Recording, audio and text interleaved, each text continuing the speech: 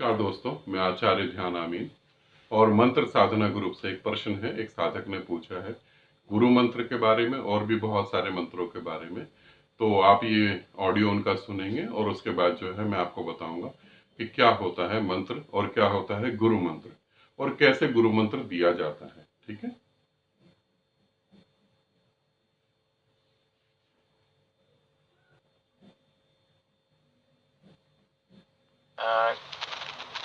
गुरु जी, ये मंत्र साधना करने से जैसे हमको जैसे हमने गुरु मंत्र लिया हुआ है, तो क्या वो गुरु मंत्र में भी इसका फायदा होगा? या जैसे कोई काली माँ का मंत्र है, ये जैसे ऐसे पंचाक्षरी मंत्र है शंकर भगवान को, ओम नमः शिवाय, ये सब करने से क्या मतलब उसमें भी कुछ फायदा होगा क्या? ध्यान जैसे हम लोग करते लगाते हैं मंत्र पढ़ने में, तो ध्यान उधर उधर भटकता है, तो क्या वो भटकेगा नहीं, वो सीधी तरह रहेगा? और क्योंकि जब मंत्र जप कर रहे होते तो ध्यान जो है हमारा मन मतलब विचार कई तरीके के आ जाते हैं, तो क्या वो सब नहीं आएंगे इस आपकी इस प्रैक्टिस से? तो आप इसके बारे में कुछ बताएं गुरु जी। अब इसे समझें। पहली बात तो यह है कि गुरु मंत्र क्या होता है उसे समझें।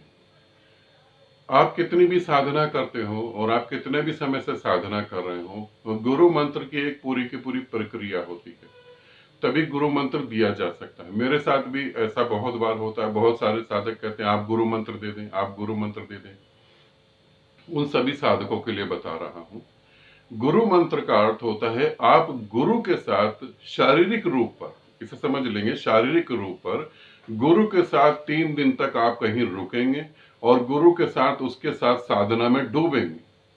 3 दिन तक आप गुरु के साथ साधना में डूबेंगे, तब आप गुरु की ऊर्जा से एकाकार हो पाएंगे। तब गुरु की ऊर्जा और आपकी ऊर्जा एक होगी। जब वो ऊर्जा एक होगी तो तीसरे दिन जो है किसी भी उचित समय पर या किसी भी समय गुरु आपको एक शब्द देंगे।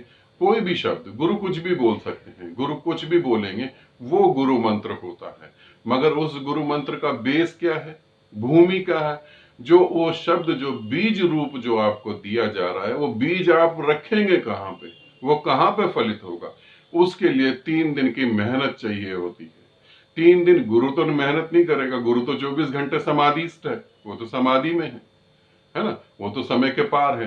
मगर उनके साथ जुड़ के आपको 3 दिन साधना करनी पड़ेगी। तो उन 3 दिन साधना करने के बाद आपका वो लेवल आपको प्राप्त होगा जहां वो गुरु आपको मंत्र दे, और वो मंत्र उस भूमि में पड़ेगा, उस जगह पे पड़ेगा जहां से वो अंकुरित हो सके, जहां से वो अंकुरित हो। अब यहां पर मैं मंत्रों की बात कर रहा हूं, चाहे ओम नमो शिवाय हो। अगर गुरु ने कहा तुम शिव भक्त और गुरु के साथ 3 दिन तुम साधना में डूब गए, साधना शारीरिक रूप पर भी होनी चाहिए, ये समझ लेंगे, है ना।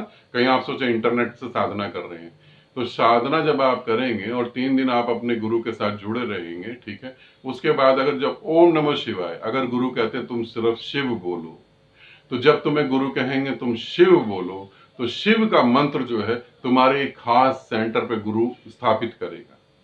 गुरु इधर तुम्हें बोलेगा कि तुम शिव बोलो, और फिर उधर गुरु जो है अपने हाथों से अपने प्राणों की ऊर्जा को उस सेंटर पे स्थापित करेगा जहां वो मंत्र रखा जाएगा। समझ रहे हैं? ऐसे समझें। गुरु ने कहा ये शिव शब्द है। अब गुरु ने तुम्हारे को छुआ और तुम्हारे उस सेंटर को छूकर ये भूमि बनाएगा। अब ये भूमि पे ये शिव मंत्र को रखा जाएगा। अब इस भूमि पे वो अंकुरित होगा और विराट रूप लेगा और तुम शिव के साथ एक होगे। इसे कहते हैं गुरु मंत्र। अब यहां पर तो कुछ बहुत बड़ी बड़ी सर्कस चल रही है। हजारों लोगों को इकट्ठा कर लिया और उनके कान में एक बार बोल दिया कि ओम।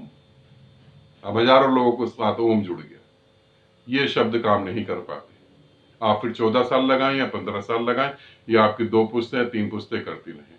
आप इंटरनेट से मंत्र ले सकते हैं, यूट्यूब से मंत्र ले सकते हैं, वो काम नहीं करते। ठीक, क्यों नहीं करते? अगर वो आपको थोड़ी शक्ति भी दे दे तो वो शक्ति लेके आप कहां जाएंगे? पागलपन में। जब गुरु आपको ये मंत्र देता है तो गुरु 24 घंटे हमेशा आपके ऊपर निगाह रखता है, आप कहीं गलत तो नहीं कर रहे। क्योंकि मंत्रों से पैदा होगी, मंत्रों से परमात्मा तो बाद में पैदा होगा, मंत्रों से परमात्मा में लीन तो बाद में होंगे, पहले शक्तियां पैदा होंगी। और जब शक्तियां पैदा होंगी तब गुरु ध्यान रखेगा कहीं आप शक्ति का उपयोग करके गलत मार्ग पे तो नहीं जा रहे। क्या आपको शक्ति का उपयोग करना भी चाहिए या नहीं करना चाहिए? क्योंकि हमारे पास तो इतनी बुद्धि नहीं है। हमें तो मिल गया खजाना। हमने सोचा कि आज हमने सोचा हम सड़क पर जा रहे हैं, हमने सोचा एक आदमी साइकिल पर जा रहा है, अरे वो अगर गिर गया तो, और वो झट देने गिर गया, मन में बड़ी खुशी आई। फिर चेक करने की इच्छा होती है। फिर जब चेक करने की इच्छा होती है तो फिर देखा जाता है कि अच्छा इस आदमी के साथ ये बोल के देखें। जब उस आदमी के साथ वो बोलोगे वो सत्य हो गया तो फिर आप समझो क्या बीतती है मन पर, कितना आनंद आता है। अब तो राजा बन गए। अब तो अगर तुम किसी राजा को भी बोल दो तो वो भी सत्य हो जाएगा। तो यहां पर हमें शक्ति का उपयोग करना है या नहीं करना। जो गुरु दीक्षा देता है, मंत्र दीक्षा देता है, उस गुरु की ये रिस्पॉन्सिबिलिटी होती है कि जब तक आप मुक्ति को प्राप्त ना हो जाओ तब तक वो आपके साथ जुड़ा रहेगा। और ये जोड़ जो है, अगर आप मुक्ति को प्राप्त नहीं हुए और शरीर त्याग के दोबारा पैदा होगे तो उस गुरु को भी तुम्हारे साथ दोबारा ही पैदा होना पड़ेगा। इसीलिए जो सच में गुरु होगा वो तुम्हें इतनी जल्दी मंत्र नहीं देगा।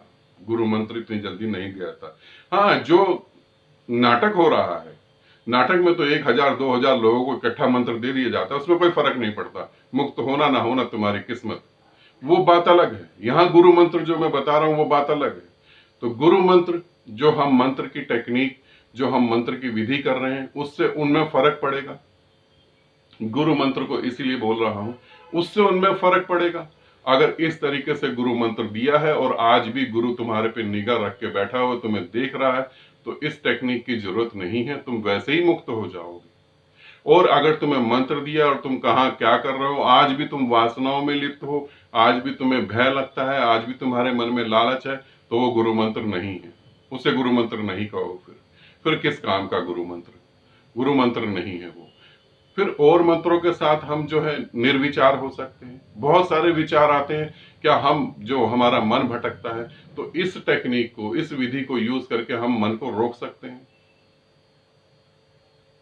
मंत्र तुम्हें दिया ही इसलिए गया था कि मन भटक रहा है, और जो मन भटक रहा है धीरे धीरे वो रुकेगा और एक शब्द पे आ जाएगा। ये एक शब्द है। इस शब्द के साथ जब आप जुड़ेंगे तो सारे शब्द हट जाएंगे और उसके बाद जो घटित होगा, मंत्र उसके बाद घटित होगा।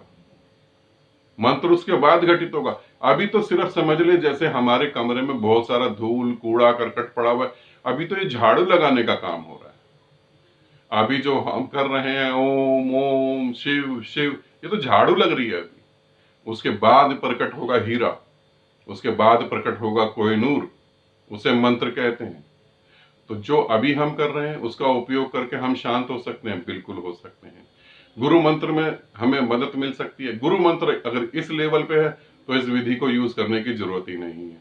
और गुरु मंत्र अगर ऐसा ही है तो उसमें आप मेहनत करके करोगे भी फिर क्या, इसे समझ लेना, ठीक है। मंत्र साधना वाले सभी साधक इस बात को जरूर समझ लेंगे।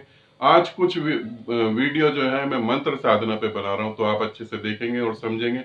जो जुड़े हुए हैं वो भी, और जो जुड़ने जा रहे हैं वो भी। आनंदित रहें, सदा खुश रहें। बहुत बहुत प्रेम आप सभी को।